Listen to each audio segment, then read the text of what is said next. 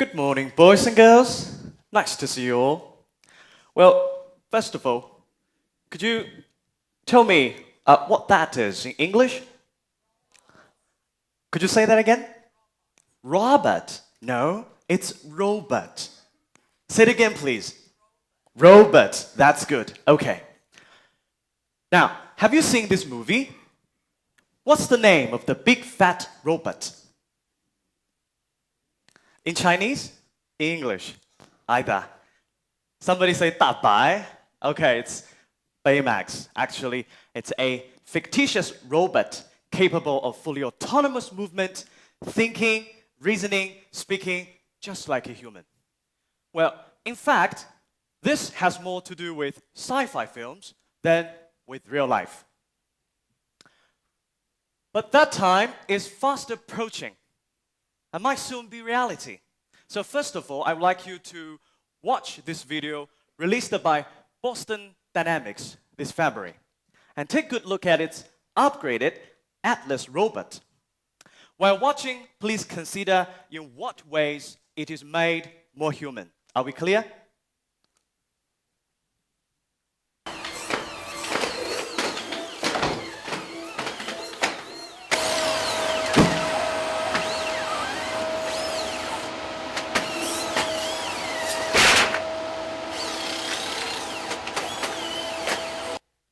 Okay, so in what ways it is made more human?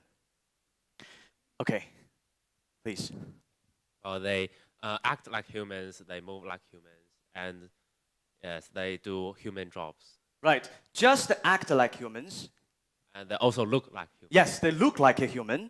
It looks like a human. It acts like a human, right? It has familiar human features. As you can see, 2 arms and bipedal. Good. So, this is actually incredible. But can robots still learn to be more human-like? Hopefully, you will get the answer at the end of this lesson. Well, in this lesson, we'll watch 3 video clips about robots and robotics technology. And we'll carry out some related listening and speaking activities to practice your relaxed pronunciation and the spontaneous application of hesitation feelers. These are aimed at helping you to know how to speak more naturally and more fluently. So, without further ado, let's take a look at our official first video clip. Now, please, while watching, consider the question, what have Jenkins and other researchers have been trying to do, okay? They are making a lot of inventions. They are trying to do a lot of improvements so that robots could be more human-like. While watching, please try to complete the missing information on your handout. Now, do you have the handout? Okay.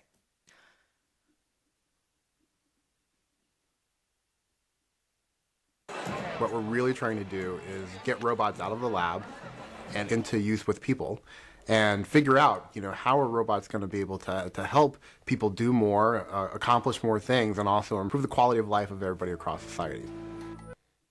So a very short video clip. Now, I would like to check your understanding by having you complete the missing words. So, what we're really trying to do is get robots out of the lab, okay, and into use with people and figure out, how a robot's going to be able to help people do more, accomplish more things, and also improve the quality of life of everybody across society. You did a fantastic job. Why not give yourself a big round of applause for encouragement? Thank you. Very good. Well, now, I would like to have one student to read out that part from what we're really trying to do to into use with people in a natural manner. Any volunteers? Could this gentleman do me this favor?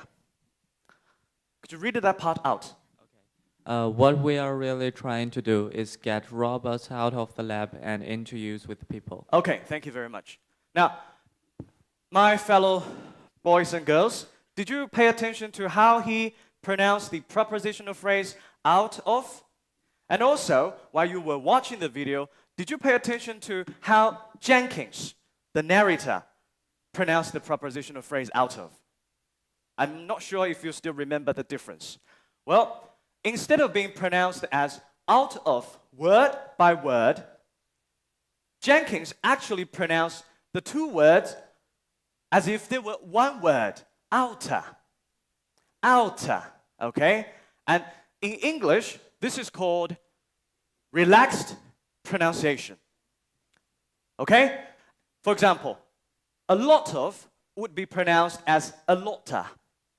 Kind of, kinda. Sort of, sorta. Along with many other similar examples. So, let's read it together. Outer, outer. Loudly, relax. Outer, outer. Kinda. A lotta. Sorta. Wonderful. Now, the sentences, okay? Let's read the sentences in a more natural manner. We're outer here. Ready? Go. We are outer here. I feel kind, thirsty. I've got a lot of friends here. I only like this sort of bread. Well done. Well, spoken English does tend to sound like that. But it may sound quite informal. Not like an English gent. And certainly you will not catch Her Majesty Queen Elizabeth II using phrases like this. So, instead of saying, I want to have a cup of water, she would say, well, I want to have a cup of water. Water, you know? So, articulating words clearly, displaying her elegance and gracefulness as the queen. However, condensed forms. It is very common to hear condensed forms in everyday English. Can you give me some examples? Condensed forms in everyday English, very casual situation. Any other similar condensed forms, contracted forms you can think of? Could you do me this favor, please? Gotta. Okay. Yeah. Could you answer my questions? How are you doing? How are you doing? How are you doing? Just okay. Okay, I'm doing great. What are you gonna do after class? Listening to music. You're gonna listen to some music. You wanna listen to some music. Thank you very much. Wonderful.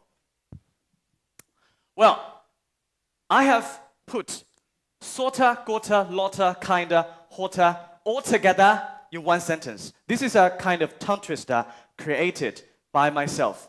Now, the idea is that every word in bold in this sentence fits with the other words in rhythms, right? Okay, fits with the rhythms of other words in the sentence. Now, when I say speaking fluently, I don't mean speaking as fast as you can, okay?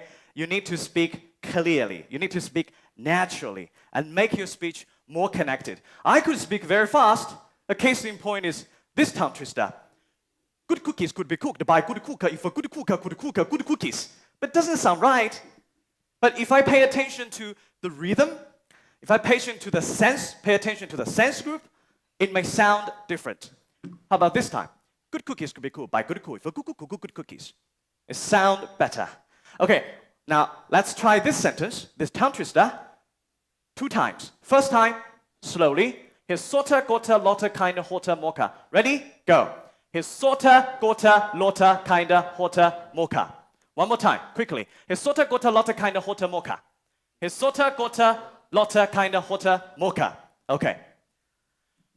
Well, this is the sentence we listened to from the video. Let's try it again.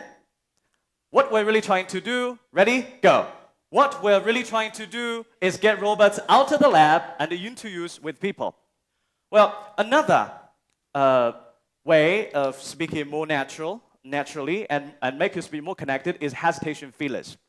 like you know, as the one we heard from the video.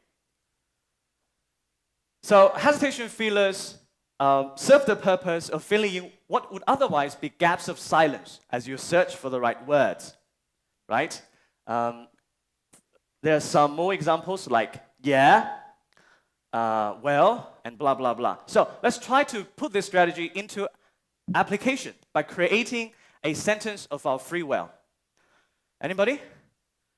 Would you like to give it a try? Yeah. I mean, well, I know you're trying to search for the right words, but I still don't get your point. What is your point? well, I want to say that your teaching is kind of understandable. Thank you. Well, Well, okay. you know, I feel very excited. Okay, thank you very much. Well, so far we have got ourselves acquainted with what researchers like Chad Jenkins have been trying to do to make robots more human. Next, let's take a look at how people can teach robots to do things. Well, in this part, there are two tasks, note-taking and dubbing, okay, which are interconnected. So please try to note down some keywords, not just the exact words you hear. You have to summarize and even paraphrase what you have noted down, which will pave the way for our next task, which is dubbing. There are many different ways you can teach a robot to do something. First, you can have the robot watch you while you show it what you want it to do. Second, a much easier way is just to take the robot's arm and guide it. Make it do the things you want. A third approach is to move the robot with a remote control, like you're playing a video game. So what are the three approaches people can take to teach a robot how to do things? Could you please? There are three ways to teach robots to do things, and the first way is to have them watch you and imitate you. Okay. And the second one is to just take their arms and then guide them. And the third way is to move the robot with a remote control. Very good. I can see that you use some symbols as a way to take notes, right? This is a very good way, actually. You cannot write down every single word, right? Okay. Thank you. Now, let's try to make some voiceovers for this part of the video. Well, the edited video you're going to watch will be for your rehearsal. And this video, I have done some edition, I have removed the original voiceover so that you can replace it with the one you create on your own. So this is quite challenging, okay? I'm not going to have you do any rehearsal because I find that your English competence is way above my expectation. Originally, I would play this part and have you feel a touch. But now, let's just do it directly, okay? Any volunteers? This is quite challenging, actually, okay? Any volunteer? Would you like to give it a try? Thank you. So, once I start to play the video, you start making voiceovers. Remember the three approaches, right? Okay. Ready? Yes. Begin. There are actually many ways to teach robots how to do things for human beings. First, you can have the robots watch while you show it, and then make it to do the things you want. Second, an easier way is to have the robots take the robot's arm and guide it.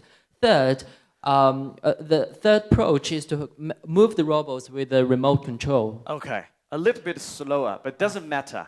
Next time, with more practice, I'm sure you can do better. Well, you kind of have motivated me to give it a try. Would you like to see me do it? I'm not sure if I can do as well as you did. Okay, this is very challenging. There are lots of ways you can teach a robot to do things. First, you can have the robot observe you while you demonstrate what you require it to do. Next, a much easier way is to take the robot's arm and guide it, make it follow your movements. Having done that, a further approach is to make the robot respond by using a remote control in much the same way as when you are playing a video game. Well, practice makes improvement. Hopefully, you will adopt this simpler approach after class to have more practice. This is quite challenging because you have to complete everything within a restricted, short time frame. Now, the more practice you do, the shorter time span you will have to finish the same amount of your talk. And I guess this is a very good way, effective way to improve your speaking fluency, okay? So it will probably help you achieve a high level of performance. So just please give it a try later. Now, so far we have got ourselves acquainted with what researchers like Jenkins were trying to do and how people can teach robots to do things. Finally, let's take a look at a case study where a specific robotics application is demonstrated. Well, this is a little bit longer speech. So for longer speech, usually the speaker will give his general idea in the beginning of his speech. So please, pay special attention to that. And also write down some keywords which will help you grasp the main points. Chad Jenkins and other researchers are also developing robots that allow a person to be in two different places at the same time. Here, Jenkins demonstrates how a robot like this works. He is at a conference center in one city. The robot is in his office in another city. Using a computer, Jenkins controls the robot in his office. Then, he can look and walk around his office as if he were really there. So, the general idea is, have you got them? How a robot could allow a person to be in two different places at the same time. Yes. All right. Well, now I'd like you to take a look at the usage of as if. After as if, we usually use past tense with a present meaning to show that a comparison is unreal. And in a very informal style, especially in American English, like is often used instead of as if. So for this sentence, what could we say using like? This is the past tense. Then he can look and walk around this sentence? Replace as if with like? Then he can look and walk around the office like he were really there. Excellent. Very good. So in this lesson, we have been fully committed to how robots can learn to be more human. We first took a look at what researchers like Chad Jenkins have been trying to do, and then how people can teach a robot to do things, before we concluded with a case study where a specific robotics application has been demonstrated. Well, robotics is really an extension of the information technology revolution. Now, we have more wisdom about the technology to do it better, but also think about how we can improve everybody's life across the world with more humanoid robots and robotics technology. And finally, here comes your homework. Prepare a 2-minute presentation on how robots can improve the quality of everyday life for the disabled based on the given video. Repeat your speech at least 3 times to make your speech more natural, more connected, in a way to make you speak more fluently. And at the same time, try to use sequence words to well organize your speech. Use as-if clauses to express the imagined ideas along with relaxed pronunciation and hesitation fillers to make you sound more natural and more connected. Now, before we conclude this class, I'd like to play this video so you get some general impression on what the content will be about.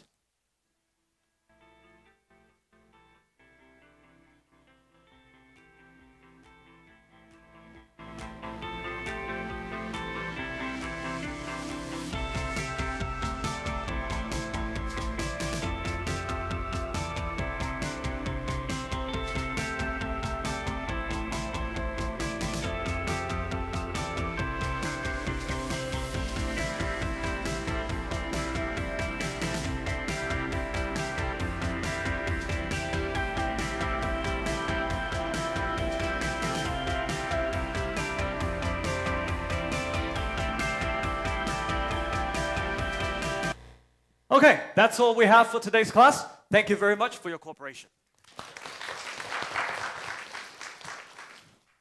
Hello, good Hello. morning. Hello, good morning, Professor Wang. By the end of the video program, we saw an application of robotic technology in helping people to be in two places while they are in one place. Okay, so a person can be in two places at the same time. Right. And can you imagine two situations, actual situations in our real life, daily life, in which this technology can be applied? Let me give you one example. Now, if you are working in an office and you have a baby at home, right? So Yes. you can have the robot taking care of the baby with your instructions, so you can see how the baby is being taken care of, as if with your own hands, okay, while you are working in the office. Can you imagine two more situations where this technology can be put into use? Thank you, Professor Wang, for your interesting question. I guess the first scenario that I can imagine is I'd like to put myself in the shoes of the students. Well, probably this may sound a little bit ridiculous. It may sound a little bit absurd, not reasonable. A student probably would have a robot to take his place, sitting in the classroom, listening to the teacher's instruction, while he could be somewhere else, maybe doing some sports or having a date with someone, but at the same time using a remote control to guide the robots to do things for him. So it's like killing two birds with one stone. The second scenario is that I can imagine is probably a military scenario. You can have a robot to go somewhere dangerous, somewhere that is of harsh environment, extreme environments where human beings have limited access to. And so by sending a military kind of robot there, he can do a lot of work like disaster relief, like if in a real combat probably there will be a lot of fighting going on, and the robots will help people to reduce the casualty, the injuries as much as they can. So I guess this is probably, robotics technology has been advancing day and night, but there's still a lot of limitation and restrictions. But that is probably the direction that the future technology of robotics technology will go to.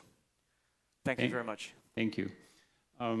My second question concerns your teaching design. Okay, one of your earlier steps of your teaching, and you asked, after doing a blank filling exercise, you asked a boy student to read aloud a sentence, and you stressed that the word naturally, when you say, can you read that sentence naturally?